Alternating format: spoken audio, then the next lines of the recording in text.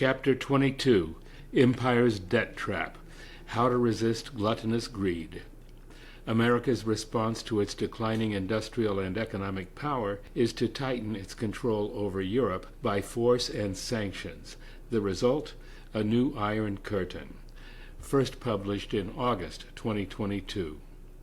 Michael Hudson has become famous in recent years. The Financial Times credited him with forecasting the 2008 financial crisis and its aftermath. His magnum opus, Super Imperialism, now in its third edition, was the first explanation of how going off the gold standard in 1972 allowed the U.S. to force other nations to pay for its wars while becoming indebted to U.S. banks and financial institutions. Now, in The Destiny of Civilization, Finance Capitalism, Industrial Capitalism, or Socialism, Hudson provides a series of lectures on neoliberalism to Chinese economic planners, meant as a contribution to ongoing Chinese debates about the direction of the super-successful Chinese economy. This level of trust is shared by few other U.S. economists, notably Jeffrey Sachs and Joseph Stiglitz. Hudson explains how Washington's aggressive neoliberalism, bolstered by military force, is backfiring. In one of his many articles in recent months, Hudson says the U.S.-NATO confrontation with Russia in Ukraine is achieving just the opposite of America's aim of preventing China, Russia, and their allies from acting independently of U.S. control over their trade and investment policy. Naming China as America's main long-term adversary, the Biden administration's plan was to split Russia away from China and then cripple China's own military and economic viability. But the effect of American diplomacy has been to drive Russia and China together, joining with Iran, India, and other allies. For the first time since the Bandung Conference of Non-Aligned Nations in 1955, a critical mass is able to be mutually self-sufficient to start the process of achieving independence from dollar diplomacy. Neoliberalism itself is fairly simple. The government that governs least governs best, as Ronald Reagan said. The Reagan Revolution slashed taxes for the rich, deregulated basic industry and the banks, gutted environmental, consumer, and workplace safety rules, cut back social welfare programs, privatized or contracted out public functions, and emphasized globalization. Free trade agreements led to factory jobs disappearing overseas. In its wake, the Reagan Revolution left a rust belt of abandoned factories, millions of discouraged workers no longer counted in unemployment figures, skyrocketing household debt, and an explosion of homelessness. Chile was the Latin American laboratory for neoliberalism after General Augusto Pinochet's 1973 coup, orchestrated by Nixon and Kissinger, which overthrew the socialist government of President Salvador Allende.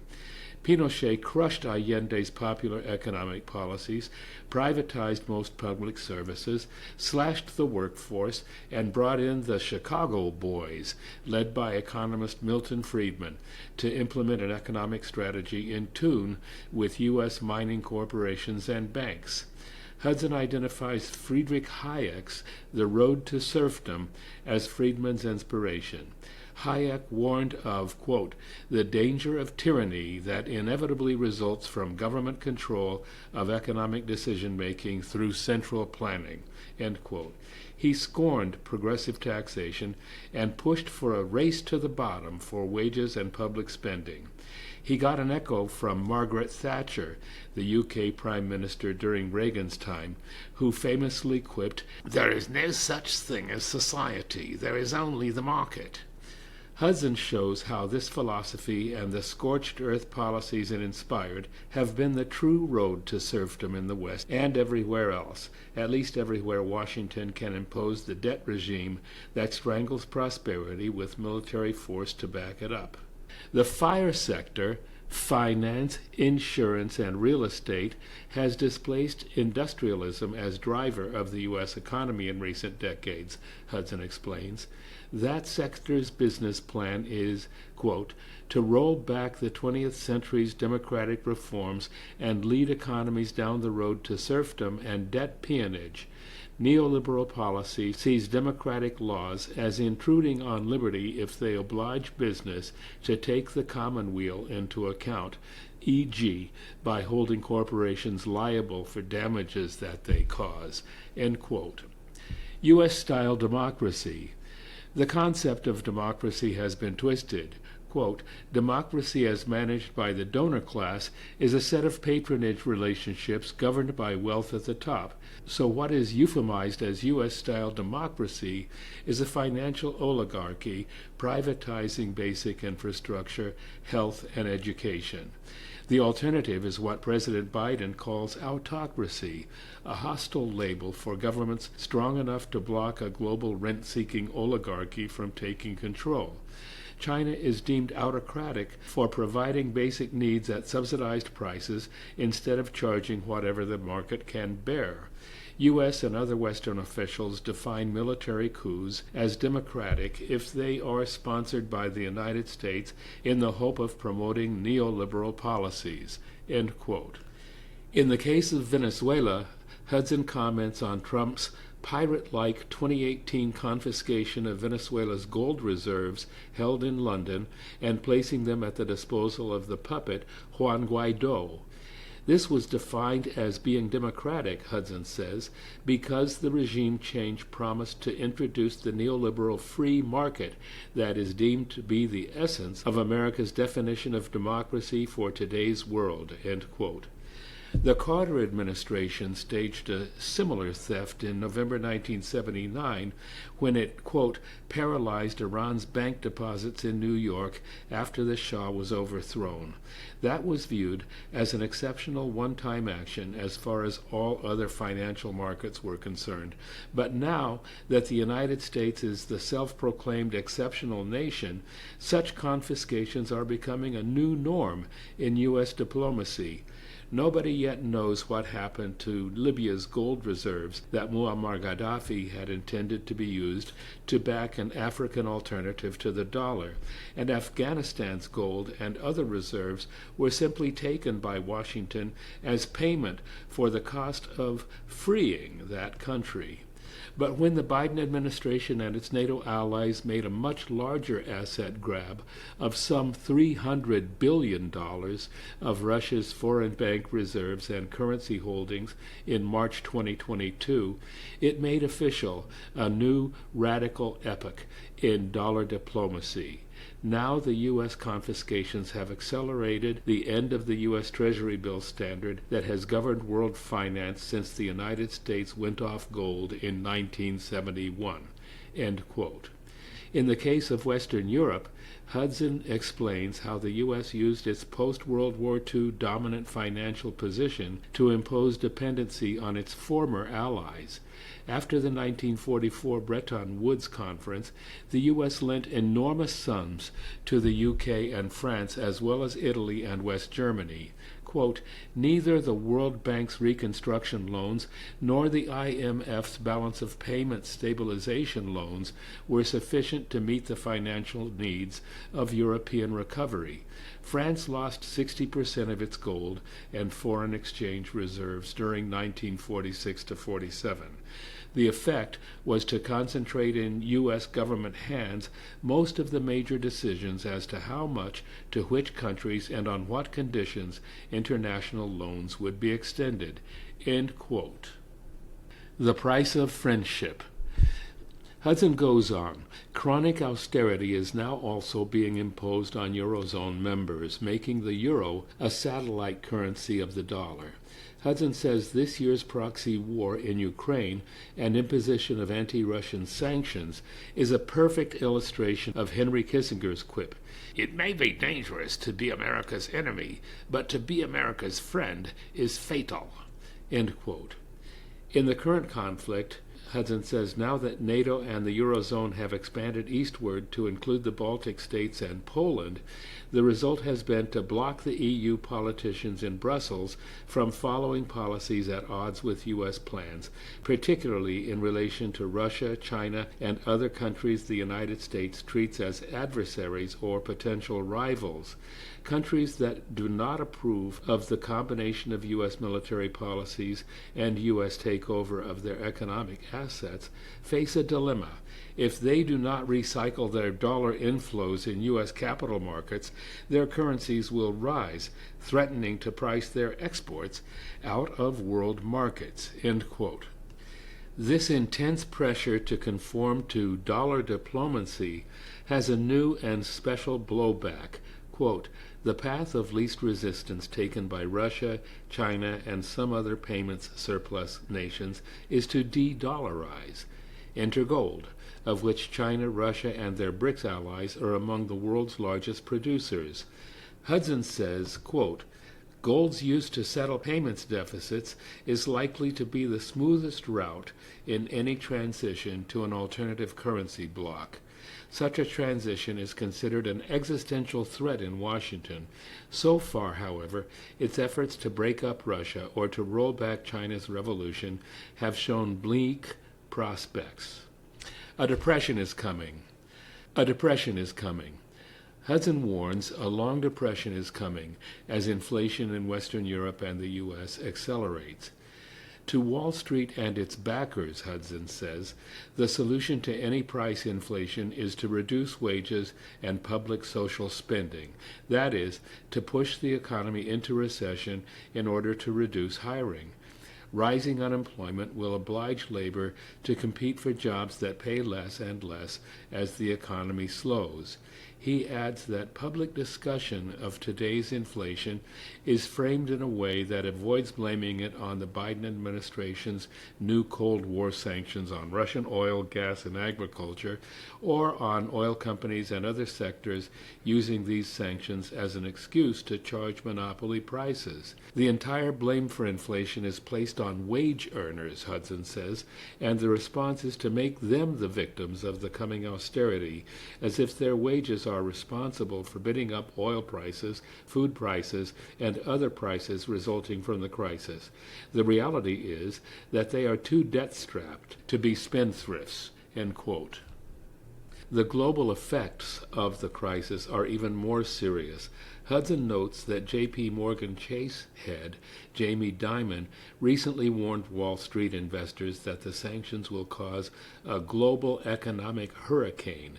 And the IMF's managing director, Kristalina Georgieva, warned that, to put it simply, we are facing a crisis on top of a crisis. The COVID pandemic has been capped by inflation, with the war in Ukraine making matters much worse and threatening to increase inequality, adding that the economic consequences from the war are hitting the world's most vulnerable people.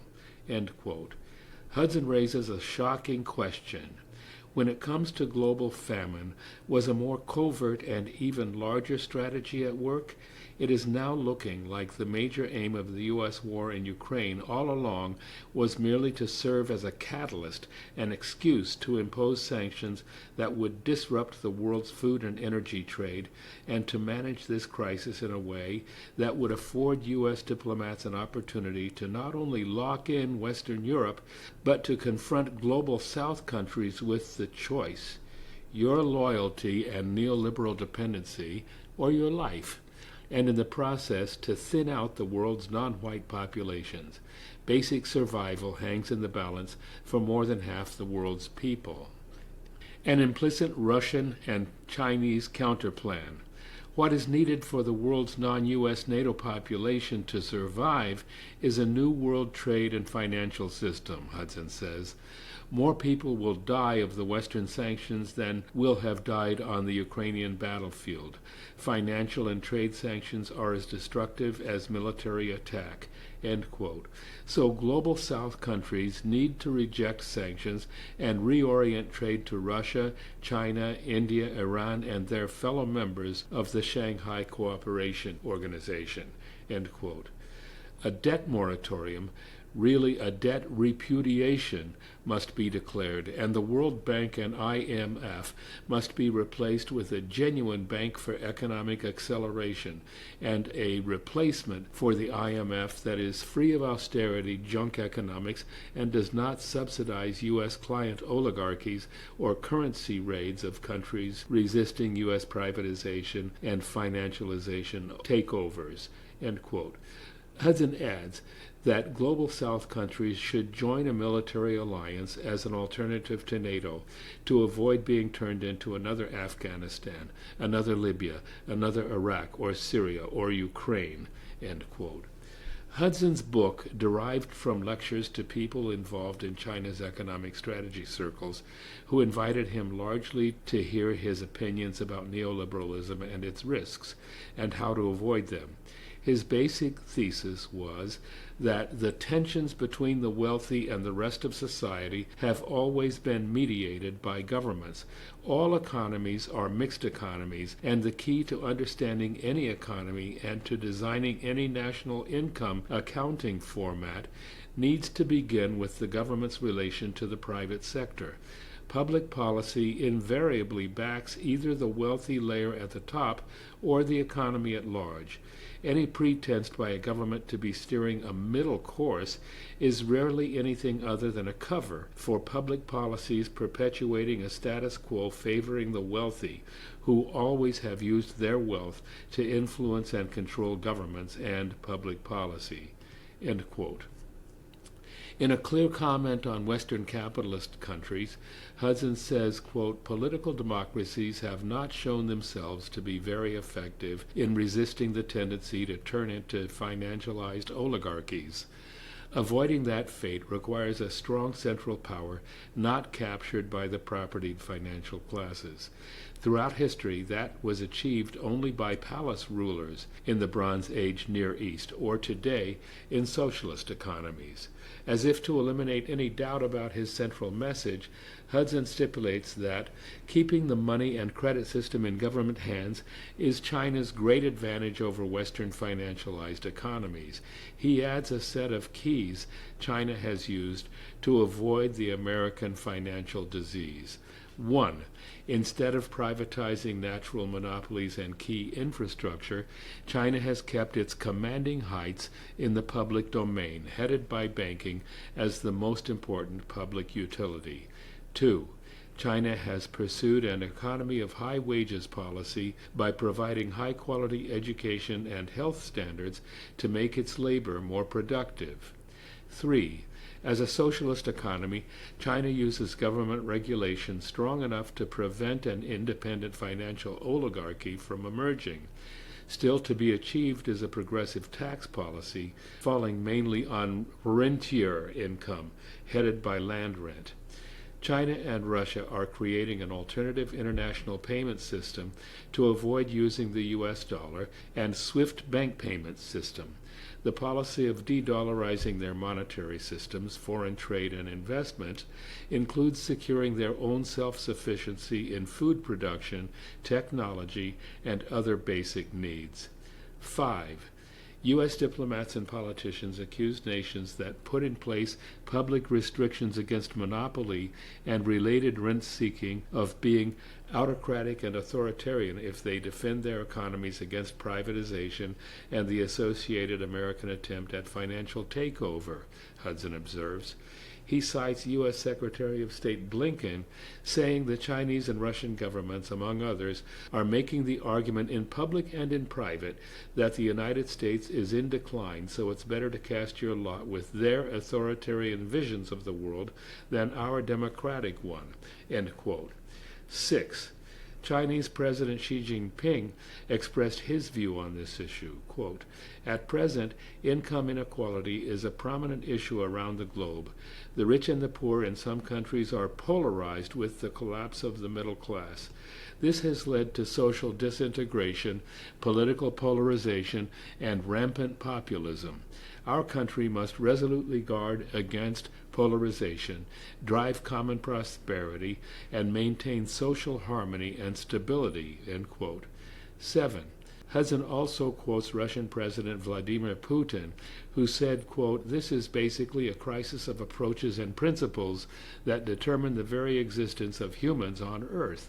And despite claims in recent decades that the role of the state was outdated and outgoing, only strong nation-states can resist the economic carve-up and immiseration of the planet. End quote. 8. Hudson concludes by saying, quote, "America's response to its declining industrial and economic power at home has been to tighten its control over Europe and other client economies by military force and political sanctions. The result is a new Iron Curtain aiming to block these allies from expanding their trade and investment with the Russian and Chinese economies in the rising Eurasian core. Forcing nations to choose which geopolitical bloc they will belong to is driving many out of the dollarized trade and investment orbit with remarkable speed." End quote. 9. It is likely that an end to dollar dominance in the world foreshadows a general disintegration of capitalism's last great empire.